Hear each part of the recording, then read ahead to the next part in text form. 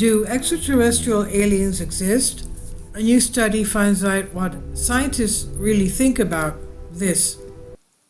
Researchers polled hundreds of scientists to see what the scientific community thinks about extraterrestrial alien life. Peter Vickers, Henry Taylor, and Sean McMahon said news stories about the likely existence of extraterrestrial life and our chances of detecting it tend to be positive. We're often told that we might discover it at any time now.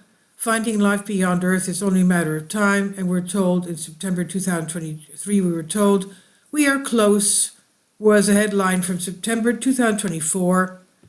It's easy to see why. Headlines such as, we're probably not close or nobody knows, aren't very clickable, but what does the relevant community of experts actually think when considered as a whole? Are optimistic predictions common or rare? Is there even a consensus? In our new paper published in Nature Astronomy, we found out. During February to June 2024, we carried out 4 surveys regarding the likely existence of basic, complex, and intelligent extraterrestrial life. We sent emails to astrobiologists, scientists who study extraterrestrial life, that is, as well as to scientists in other areas, including biologists and physicists. In total, 521 astrobiologists responded, and we received 534 non-astrobiologist response. And the results revealed that 86.6% of the surveyed astrobiologists responded either agree or strongly agree that it's likely that extraterrestrial life of at least a basic kind exists somewhere in the universe. Less than 2% disagreed, with 12% staying neutral. So based on this, we might say that there's a solid consensus that extraterrestrial life of some form exists somewhere out there. Scientists who were not astrobiologists essentially concurred, with an overall agreement score of 88.4%. In other words, one cannot say that astrobiologists are biased towards believing in extraterrestrial life compared with other scientists. When we turn to complex extraterrestrial life or intelligent aliens, our results were 67.4% agreement and 58.2% agreement, respectively, for astrobiologists and other scientists. So scientists tend to think that alien life exists even in more advanced forms. These results are made even more significant by the fact that disagreement for all categories was low. For example, only 10.2% of astrobiologists agree with the claim that intelligent aliens likely exist. Optimists and pessimists, are scientists merely speculating? Usually, we should only take notice of a scientific consensus when it's based on evidence, and lots of it. As there is no proper evidence, scientists may be guessing. However, scientists did have the option of voting neutral, an option that was chosen by some scientists who felt that they would be speculating. Only 12% chose this option. There is actually a lot of indirect or theoretical evidence that alien life exists. For example, we do know now that habitable environments are very common in the universe. We have several in our own solar system, including the subsurface oceans of the moons Europa and Enceladus, and arguably also the environment a few kilometers below the surface of Mars. It also seems relevant that Mars used to be a highly habitable a planet with lakes and rivers of liquid water on its surface and a substantial atmosphere. It's reasonable to generalize from here to a truly gargantuan number of habitable environments across the galaxy and wider universe. We also know, since we're here, that life can get started from non-life. It happens on Earth, after all. And although the origin of the first simple forms of life is poorly understood, there is no compelling reason to think that it requires astronomically rare conditions. And even if it does, the probability of life getting started, abiogenesis, is clearly non-zero.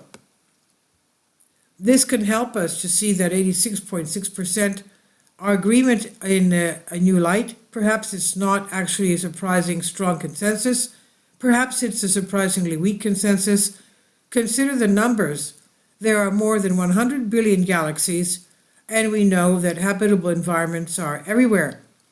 Let's say there are 100 billion habitable worlds, planets, or moons in the universe. Suppose we are such pessimists that we think life's chances of getting started on any given habitable world is 1 in a billion. In that case, we would still answer agree to the statement that it's likely that alien life exists in the universe. And thus, optimists and pessimists should all have answered agree or strongly agree to our survey, with only the most radical pessimists about the origin of life disagreeing.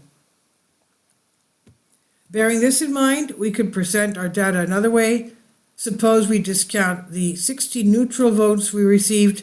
Perhaps these scientists felt that they would be speculating and did not want to take a stance, and in which case it makes sense to ignore their votes. This leaves 461 votes in total, of which 451 were for agree or strongly agree, and now we have an overall agreement percentage of 97.8%. This move is not as illegitimate as it looks. Scientists now know that if they choose neutral, they can't possibly be wrong. Thus, this is a safe choice. And in research, it's often called satisficing. As the geophysicist Edward Bullard wrote back in 1975, while debating whether all continents were once joined together, instead of making a choice, it's more prudent to keep quiet, sit on the fence, and wait in statesmanlike ambiguity for more data, he said. Not only is keeping quiet a safe choice for scientists, it means that the scientist does not need to think too hard. It is the easy choice. Now, what we probably want is balance. One side, we have the lack of direct empirical evidence and the reluctance of responsible scientists to speculate. On the other side, we have evidence of other kinds, including truly gargantuan number of habitable environments in the universe. We know that the probability of life getting started is non-zero. Perhaps 86.6% agreement with 12% neutral, less than 2% disagreement is a sensible compromise, all things considered. And perhaps given the problem of satisficing whenever we present such results, we should present two results for overall agreement, one with neutral votes included 86.6%, one with neutral votes disregarded 97.8%. Neither result is the single correct result. Each perspective speaks to different analytical needs and helps prevent oversimplification of the data. Ultimately, reporting both numbers and being transparent about their context is the most honest way to represent the true complexity of responses. This is from The Conversation by Peter Vickers, Professor of Philosophy of Science, Durham University, Henry Taylor, Associate Professor, Department of Philosophy, University of Birmingham, and Sean McMahon, Reader in Astrobiology, University of Edinburgh, on Unexplained Mysteries. Please leave your comments and thank you for your support. Please support my Patreon account. The daily posts are 5 videos daily, and they are totally different from what I have on my YouTube channel. Thank you so much for your support and that you find all my content so interesting. You'll find the Patreon account details in the description box below.